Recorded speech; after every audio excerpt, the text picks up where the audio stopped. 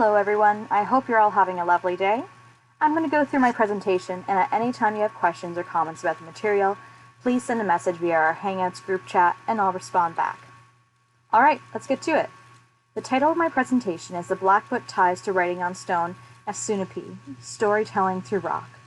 This place in southern Alberta is very special to me. I was lucky enough to work on several projects there as a student at the University of Lethbridge. For this presentation, I'll discuss the history of the Blackfoot people, their ties to the landscape, what writing on stone is, and conservation efforts at the site, which will then follow up with some really cool rock art. Come on.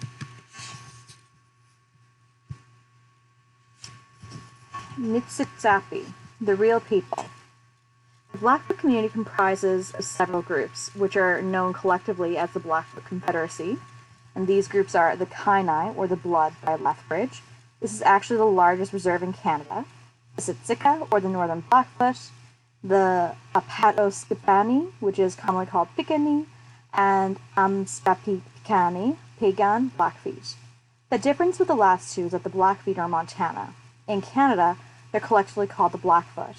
Their territory encompasses a large area in the northern plains, extending from the North Saskatchewan River southward towards the Yellowstone River, and from the Rocky Mountains eastward to what is now east-central Saskatchewan. Identifying the traditional territory of the Blackfoot is important because of the significance of place in culture. The Blackfoot understanding of themselves as a people and their relationship with the land emanates from their connection to their traditional landscapes and particular locations within geography. This is shown through the landscape features, which you can see on the map here in the slide, in their territory that are associated with myths or ancient stories through oral traditions.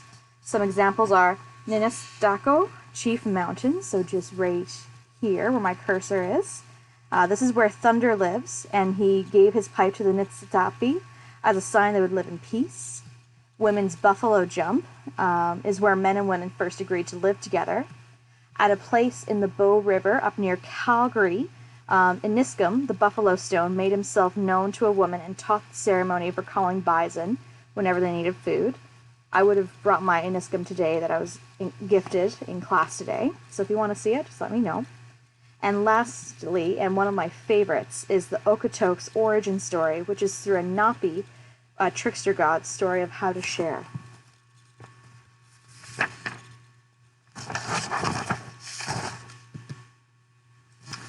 So, challenges and changes.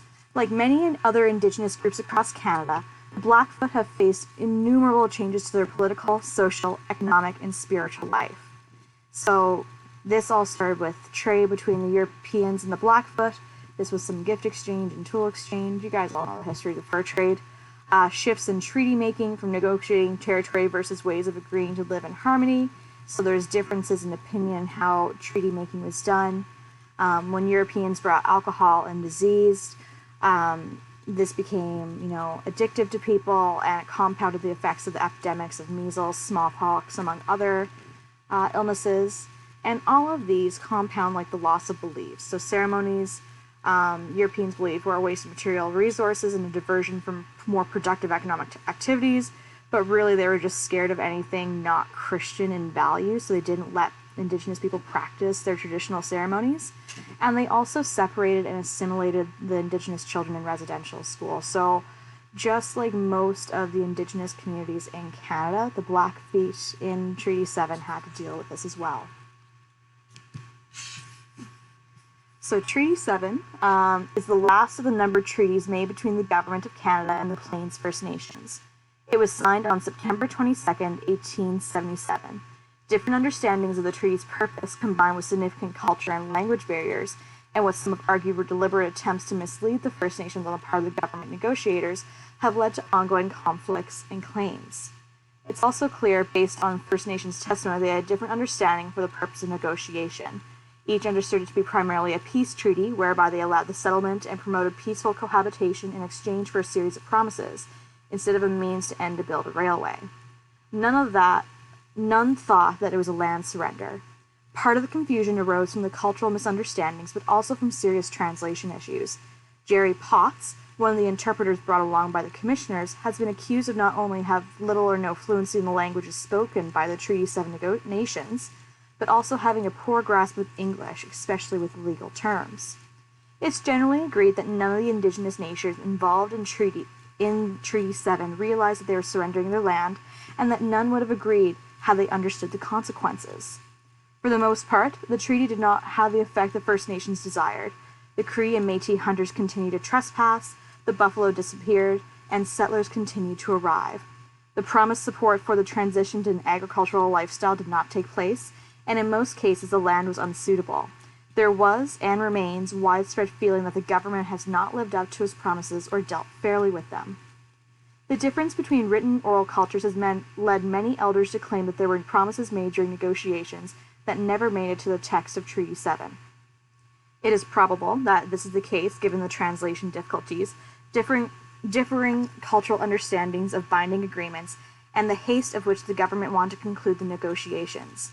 All the nations involved in Treaty 7, now represented by the Treaty 7 Management Corporation, have since been involved in claims negotiations with federal government relating to land surrenders, improperly performed surveys, and fraudulent deals. Many of still are ongoing. Revitalization of traditional spiritual practices. In many respects, Blackfoot traditional spiritual practices reached a low point during the late 1960s. Fewer people were joining sacred societies or attending ceremonies. But this situation started to change in the early 1970s as Indigenous political activism and cultural awareness started to increase. Museums would eventually return sacred items to community, like sacred bundles, and allowances of people to utilize their traditional landscape for ceremonies and collection of traditional medicines would occur. Consultation from the government is starting to happen, and the government and the Blackfoot, are starting to repatriate their sacred sites, like writing on stone, which have become a provincial historic site, a national historic site, and most recently a UNESCO World Heritage Site. By recognizing these sites, it keeps them safe. So how does this link to writing on stone, Assunippi? Well, writing on stone is a culturally imbued landscape. So this landscape, they believe, is spiritual just by the fact that there's spirits living in this area. So we're going to get into all of that here. So where is writing on stone? So the little origin dot there, just right here, that's Lethbridge. And if you go about an hour and a half south, you hit Milk River and Writing on Stone Provincial Park. To get down into the States, this is the Montana border right here. Probably just another 20-30 minutes, to be honest. So it's right there. So it's very south, kind of central. This is a Saskatchewan border, and then like the Alberta-BC border is right here, with Glacier National Park and the Sweetgrass Hills right here. So these are important for the future here. Now this map is the rock art sites within Writing on Stone, and it's just showing the concentration of the rock art. So this site, so all the black lines nominate the provincial park and the property of Writing on Stone. The yellow here is the main rock art cliff, which is where most of our sites will be focused on today. There are a few just over here, and in all these coulee systems, there's just so much rock art. The Heritage Center is probably just up here in that little area. All right, so what is rock art? The rock art consists of both petroglyphs, so rock carvings, so this here, and pictographs, this here, so paintings. These artistic styles can appear on their own, next to or overlapped, or side by side. These artworks can be spread across multiple panels with multiple faces. When examining a tracing of a panel, we would typically take the whole panel or face and break it up into sections to record it. When there's so much rock art in just a small little space, it can be too overwhelming to look at the whole panel, and small changes in the face of the sandstone may be missed. We cannot get an accurate dating from the rock art, as the physical nature of it is not datable, it's rock. However, by looking at the shape and structure of the images, we can get a rough relative chronology.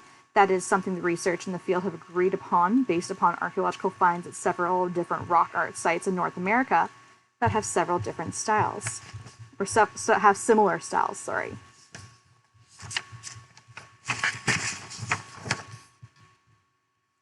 All right, so this is the landscape of Writing on Stone. This is probably one of my most favorite pictures of this place.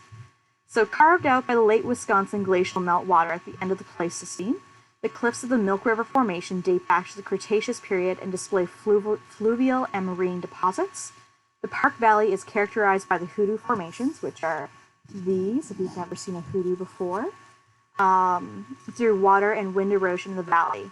The sandstone is very weak and friable, which is prone to leaching.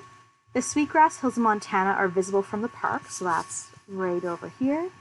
There's this variety of vegetation in the park that includes brush grasses, prickly pear, pincushion cactus, sagebrush, cottonwood trees, wild roses, and poison ivy. Writing on stone is subject to frequent freeze-thaw cycles that negatively affect the sandstone hoodoos and cliffs, which in turn disrupts the rock art.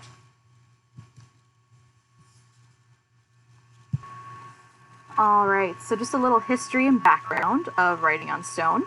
It is just north of the U.S. border and east of the Milk River. From Lethbridge, well, we discussed that. The park was created in 1957 and designated as an archaeological preserve in 1977. Writing on stone has had the highest concentration of rock art in northwestern plains. Blackfoot peoples regarding writing on stone as a sacred place where the spirits lived. They would come here to consult the spirits before going raiding, to seek guidance, and for burying their dead. So you could actually find bundle burials here within the crevices of the hoodoos and the cliffs. The First Nations peoples do not stay overnight in the area as they believed it's too sacred to stay in. They believe the spirits in the rock art and their power made them too uncomfortable to stay overnight. How long the First Nations have been using the area is unknown because we cannot accurately date the rock art using absolute dating methods. However, by looking at the shape and structure of images, a relative chronology can be created. It's estimated that some of the oldest rock art is around 5,000 years old or older. However, we just can't precisely date it. Rock art can be dated using archaeological material found on the ground below it and through other comparisons of rock art within North America for us. However, when people do excavate under rock art sites, the majority of findings are undatable lithics or undatable rock tools. The rock art allows a culture to record significant life events of their travels, war honors, hunting successes, and group histories. Today, people still come and leave offerings and gifts to the spirits. So this picture here, just since we're here, this is called a shield warrior, and he has this massive shield. You can see his 2 little feet here and a little head, and he's counting coup on this guy here with the shield, and you can see how many times he's counted coup upon him with little ticks. And counting coup is just like he's maybe like stolen his horse or beat him in some way. And that's kind of what it is. So he's just showing that he's counted coup upon this person multiple times. The oldest rock art in the park is this site here called Intotopekt, and it's done in the Intotopekt style, which can be relatively dated to the Archaic period, roughly 1,000 years ago. So this is, we can tell that it's about this old because of archaeological material found at other Pekt sites. So how they would do this is they would take like a piece of rock and then, or some sort of blunt like object, like maybe the end of an antler, and then they would hit it using percussion to like peck out images in the sandstone. And because it's sandstone, it's soft enough you can do this. Like, it's hard to scratch, but by doing this, you can peck out an image. So you can kind of see this is me here. So it's that high up. So it's just this little section here. And the rock art is right here. It's kind of, you can kind of see the image here. So there's the fellow, another person, and some more kind of peck stuff. And then we got 2 more figures over this way. And this is just the sketch of what it looks like, of what is there. Because sometimes it's hard to see in pictures. All right. So I won't go too much into the story of bird rattle, as it was one of the readings. This is one of the most recent examples that demonstrate the significance of writing on stone. The petroglyphs, along with the photographs and documents, has significantly enhanced our understanding of rock art in North America. The image validates the stylistic analysis of rock art and the continuity of traditional use. By understanding that some rock art is biographical, it allows us to see more of the stories that are here within the art at these places, and people still come today to write on the stones. You guys let me know what you thought of this article and how field notes and photographs can kind of connect us back to sites and kind of like really firm up knowledge that like maybe we thought was like, you know, right or not. Because all of these, when they initially saw them, like the car figures and stuff, so there's the first car, second car, and you can see it here as well. They originally, they like thought it might be indigenous, but they thought it might be graffiti, but they weren't sure. So it's really neat that this whole story with Bird Rattle and the pictures of him actually doing it on this rock face. So that piece there is right here. So it's really, really cool that that just really just like there's now a whole story behind this piece of rock art, because you don't get that. You just get the images and you have to interpret it through hopefully an appropriate cultural lens.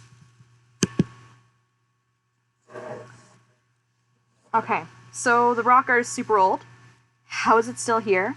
What's affecting it? So it's here because it's just incredibly unique environment, which is why it's such a sacred cultural landscape for the Blackfoot people.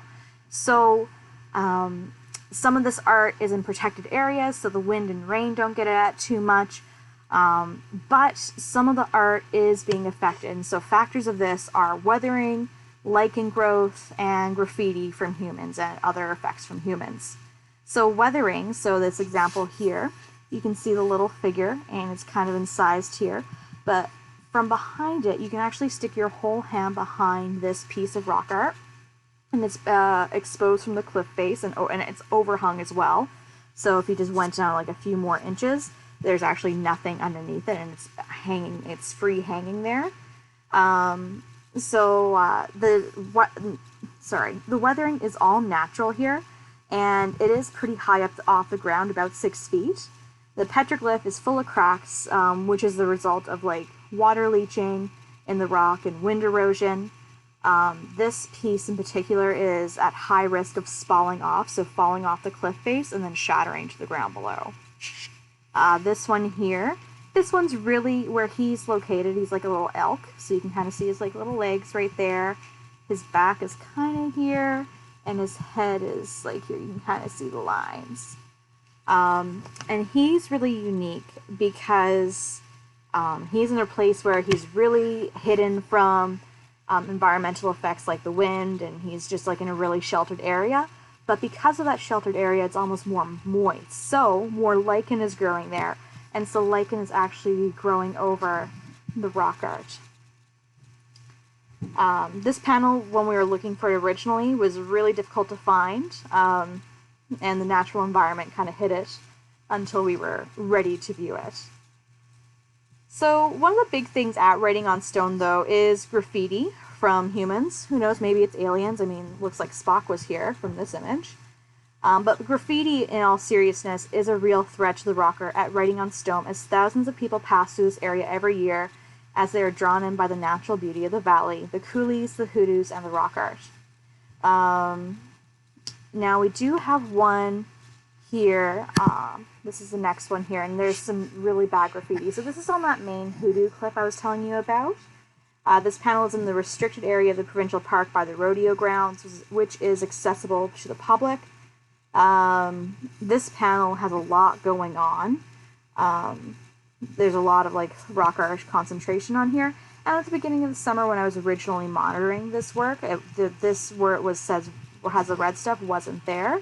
And you can see how BT and turned back has now been grooved on, and that was probably done with someone's keys. So it just shows that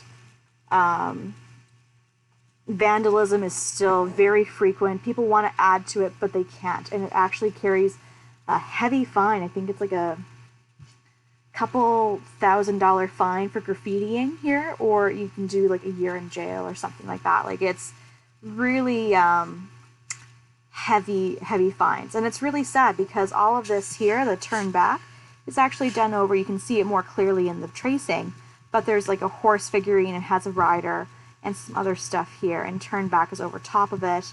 The BK is over top of this person who has like the semicircle thing over top of their heads. And you can see that right here. And this was done within a 4-month span of us looking there. We were there earlier in the year, and we came back 4 months later, and someone had graffitied it. So that's really too bad. So previous conservation methods. The first official recordings of the rock art writing on stone were completed by Dudeny from 1960 to 1962.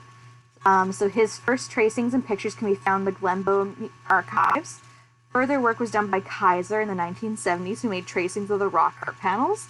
The rock art has been formally monitored and studied by Jack Brink, 1977 to 2000, Michael Klassen from 1992 to 93, and Michael Turney from 2010 to 2015.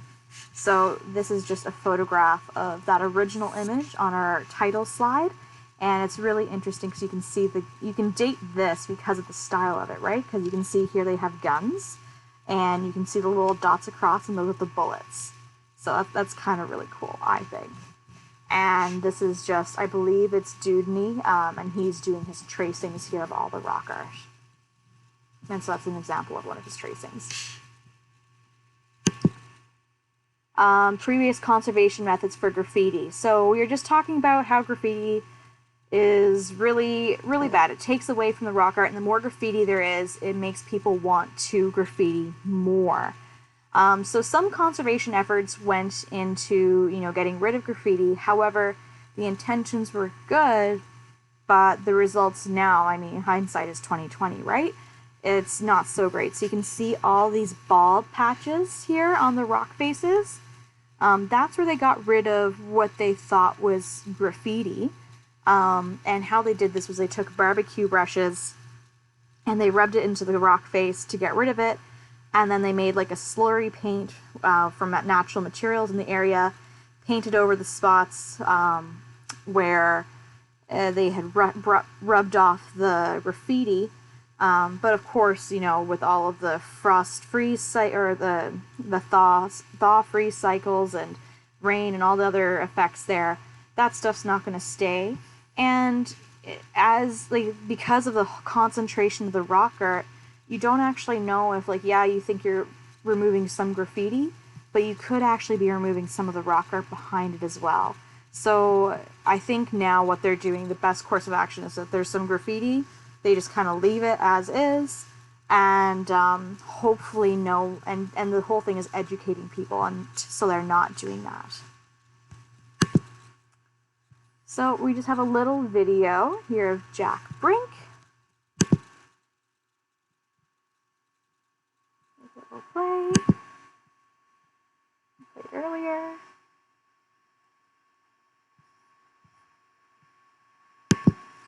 Writing on stone, like all rock art sites, is falling apart. The rock art here is falling off the cliffs, if you will. Some of it's slowly, some of it quickly. And of course, there's a large number of people myself are there ways that we might be able to preserve or at least limit the loss of some. It's a very, very difficult thing because this is an outdoor site. It's very small sandstone. It's easily approachable. Where the active forces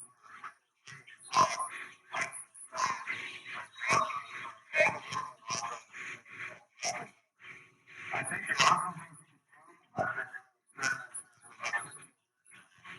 Trying to look at ways that we want to explore some. But even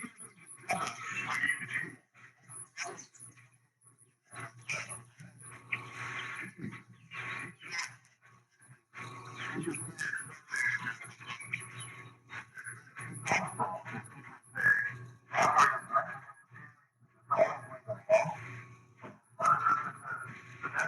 we need to do. All right.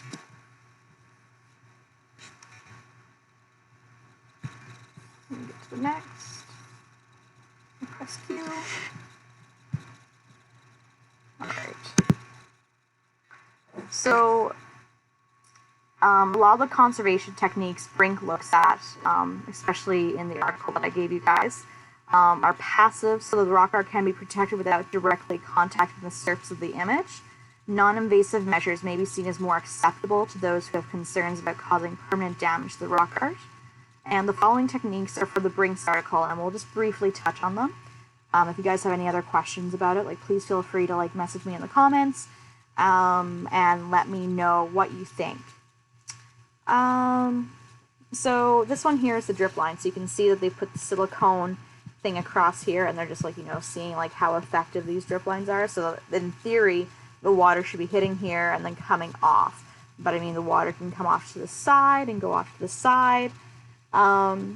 And in the article, it was saying that the rock is not strong enough to have the silicone strip without using conservaire to help strengthen it.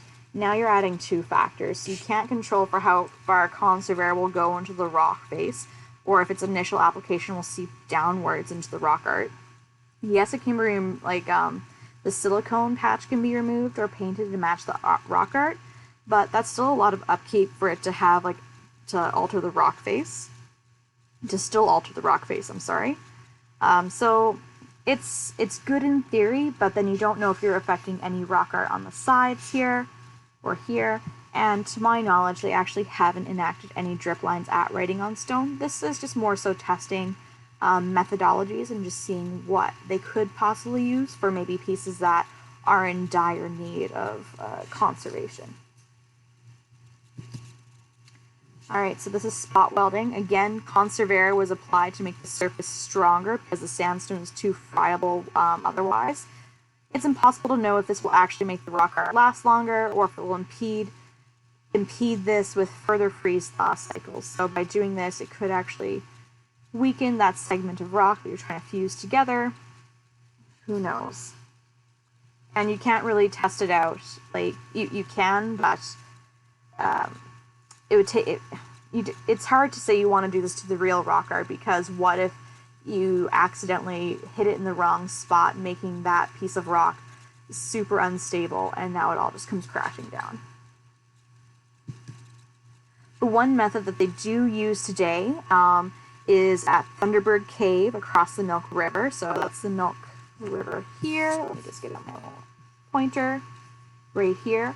And so what they did here, this is the top of the cave, and it's they just roof capped it with, I think it was some fiberglass, and so a rain diversion technique essentially. So this cave, it's pretty flat on top, and how it is on the inside, it's like an incline, but it gets smaller towards the back of the cave, and it gets really steep towards the face.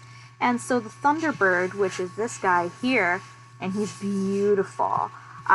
He is on that kind of angled incline on the roof of the cave. And this is probably the jewel of the art here in writing on stone. It's massive. I believe it's the largest pictograph in all of Alberta. The length of its wingspan is probably just short of my arm length, so probably about a meter. And the red ochre that's used to display the Thunderbird is still very vibrant. The problem here is that the water flows from the top of the cave downwards and kind of comes in a series of channels. So you can see here where the water has come down, and it's disrupted where the Thunderbird's wing is. And so on this side he has a piece of lightning that would have come down or something, or some feathers. And that would have been similar on this side, but because of all that rain and just the salt kind of coming in, that's taken away from the red ochre there and made it, it's destroying the image. So they did this as a preventative measure to kind of help that, and it has slowed down the erosion of this. However, only time will tell what other consequences might happen from this on the surrounding rock art, because maybe, even though it's diverted from it falling in right there, maybe it will come in off the side and be affecting some rock art on the side and the surrounding landscape. Because within this cave, it is so dense and full of rock art. It's not just a pictograph up at the top, it's a whole bunch, it's a series of different carvings all at the base, and it's truly just amazing to see. And so Conservair, so this product improves rock strength and reduces the permeability of the stone. It increases the weight of the rock by 6%. It's not much, but that still is adding weight to such friable rock. In all, it seems like a good idea, but the sampled ones of the mock-up of the rock are on the ground, so you can kind of see them right here. So this side has Conservair, this side doesn't. This side has Conservair, this doesn't. And you can see that here. So I can't remember when this was taken, probably in the mid-2000s. And this picture here is with me and my partner Laura, with Jack Brink, and his rock art is still sitting there. And this was taken back in 2016. And the experiment is still ongoing. So like the rock art is on the ground, so like that extra weight isn't being affected of it like having like spalling off the rock face. So we just don't know if it will like end up falling sooner or not. So I appreciate the use of this, but I'm ultimately not a fan, as to do this on real rock art could have real consequences, and it could shift from the cliff face because of the added weight and crash. And the added strength of the rock is not going to stop the rock art from smashing upon contact with the ground. So you can just see here in his example, he used some shapes just to kind of see like if it would make any difference, and then he has an example of like a fringe, like a person with like some fringe on his sleeves and his arms, and that's actually one of the depictions of found within writing on stone. And these are all just laser cut into there. And now we have a portable laser scanning, which they're using to kind of see if there's any difference between the Conservair and the ones with not. This would be a really good non-invasive technique, just because you can see what's eroding faster, what isn't, and it'd just be able to be a good measure to do that for really rock art pieces that are at risk. So I think it's a good way because it's not directly affecting the rock art. You're literally just monitoring it at this point. What do you guys think is the best option for conservation of this rock art? All of these options are great, but what if the rock art is not meant to be altered? Well, thank you for asking, you guys.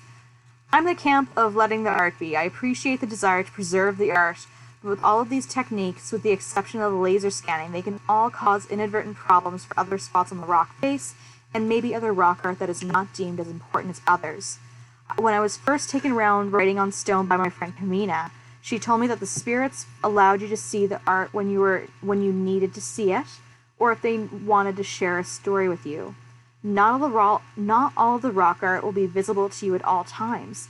And this can be, if you're going to be sciencey about it, depending on the light, or, if it's like too dark, you can't see. If it's too bright, you can't see some. Or if you're going to kind of lend to more of a spiritual nature, maybe the spirits in this area only want you to see certain things at certain times. This rock art has been here for years. To preserve that, we need to educate people more about the importance of the sacred space, because the biggest concern to it, I believe, is humans and graffiti, because that's the most immediate damage that's as a result to all this rock art, and it's so quick and it can take away the meaning of it. However, so with rock art, all of this research continues into the issue of conserving it.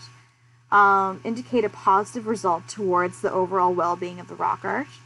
Any planned treatment to be undertaken should only be when a number of Aboriginal elders, or Indigenous elders, have voiced strong support of these methods after being shown and educated all about it and weighed the pros and cons. And any actual application of preservation methods be limited in scope and coupled with long-term monitoring plans. So no conservation methods should be put into place unless there's a monitoring plan in place to kind of keep up checking and looking at it, making sure that nothing else is going wrong with this rock art. So we do have some emerging technology that kind of helps us kind of see more about the rock art. So the top images here, those are just regular photographs. They haven't been altered, nothing. That is just like what you see. So we took our drone We flew it up and we just snapped some pictures. And then we put these pictures through a program called D-Stretch. And what D-Stretch does is it goes through and it pulls out and plays with the red bands of color. So you get more, like, you can see like that ochre coming through. And so you can see up in the top image, it's a series of carvings. But on the bottom one that you can't really see up here is that ochre that pops through right here. And you can see the back of this animal has some like color in it. This woman's hair and body, there's some red ochre. There's a handprint that's right here, which is really cool, which you can't really see from before. This one here, if you just walked by, you'd miss it. You can see there's slight red impressions here, but nothing too crazy. But once you toss it through the D-Stretch and find the right filter with enough, like, that's going to pull the red out, you see these beautiful shield warriors. And their designs on their shield. So like this one, he's plain, but he has a little like, he has a bow. This guy here, he has like that big cross on his shield. And this one here, he must have had maybe some designs, but it looks like maybe a handprint is over it here as well. So really unique, very, very cool.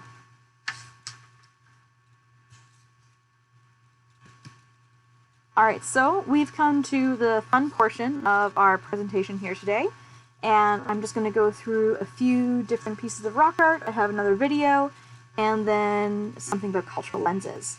So here we have a horse who's a petroglyph and a pictograph, because you can kind of see there's some red kind of inside the line from a rock.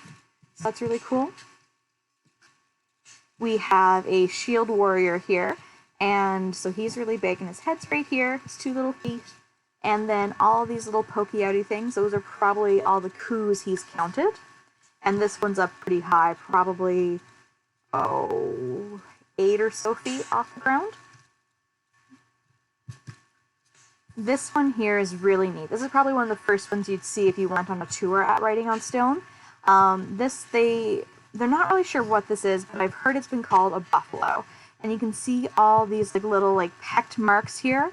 And at first I thought it was from like maybe like some weird pecking type thing, but these are actually bullet holes from the I think it was the Northwest Mounted Police, who were stationed there to kind of like, prevent alcohol from coming up from the Montana border, because this was a route to smuggle liquor up before.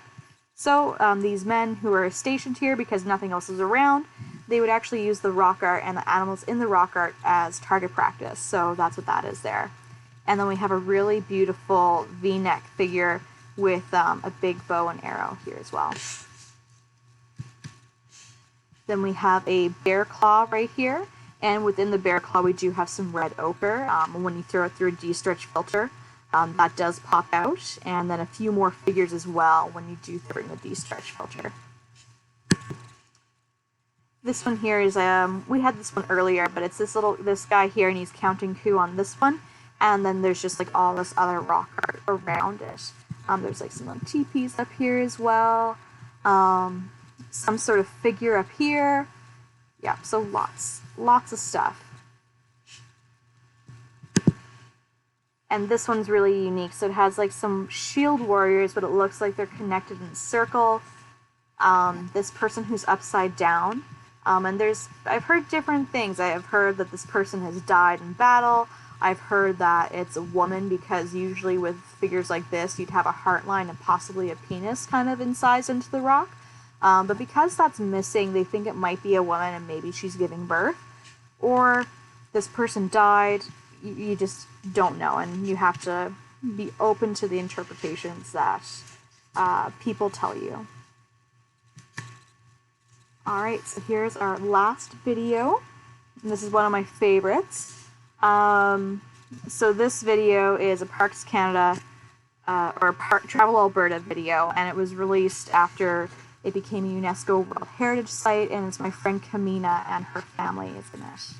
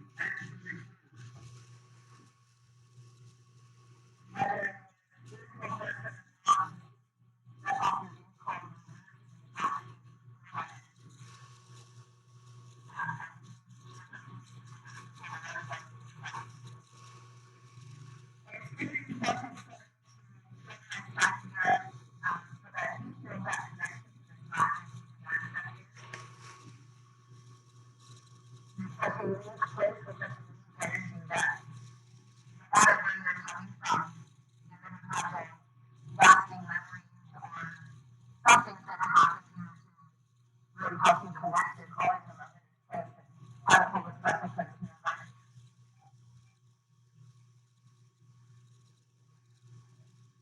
I want to come here when I'm 99 and I want to hear your mind.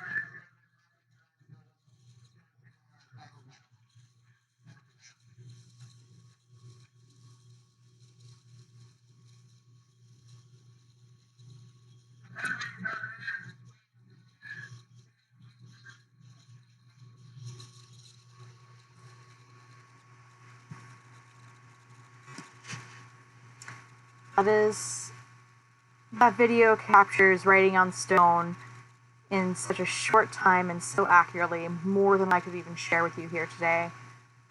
It is one of my favorite videos just because it does give you such a great view of the landscape, and then how Kamina and her father talk about the landscape and the cultural importance here.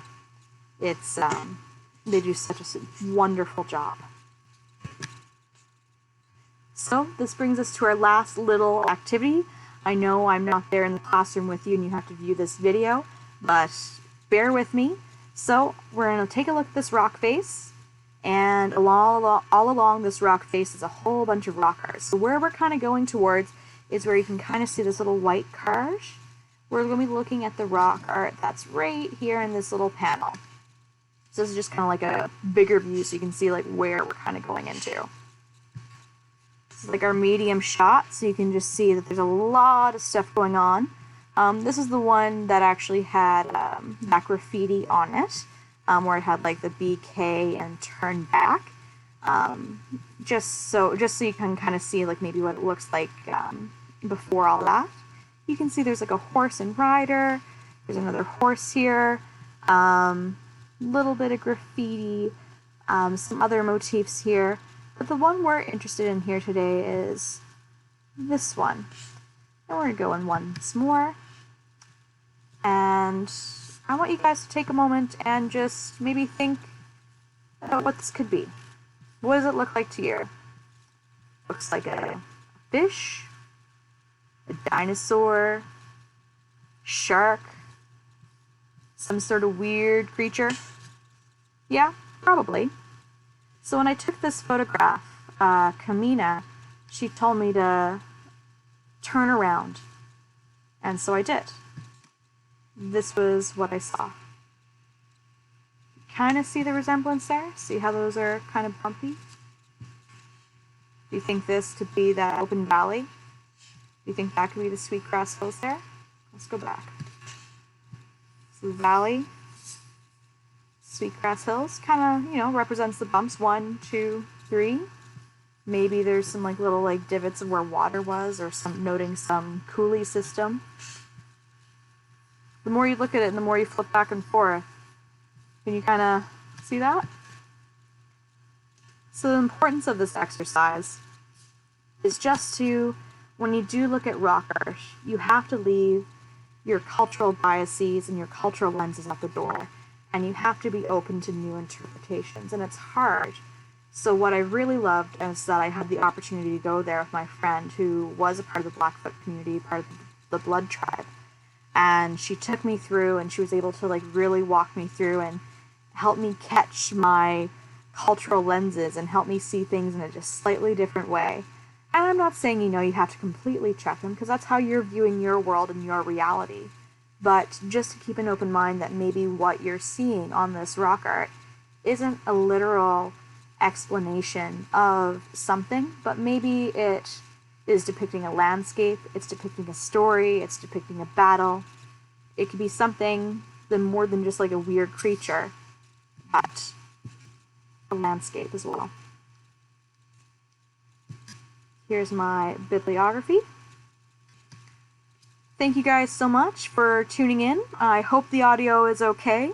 And if you have any questions, just let me know in Hangouts. Looking forward to chatting with you guys about this. Thanks.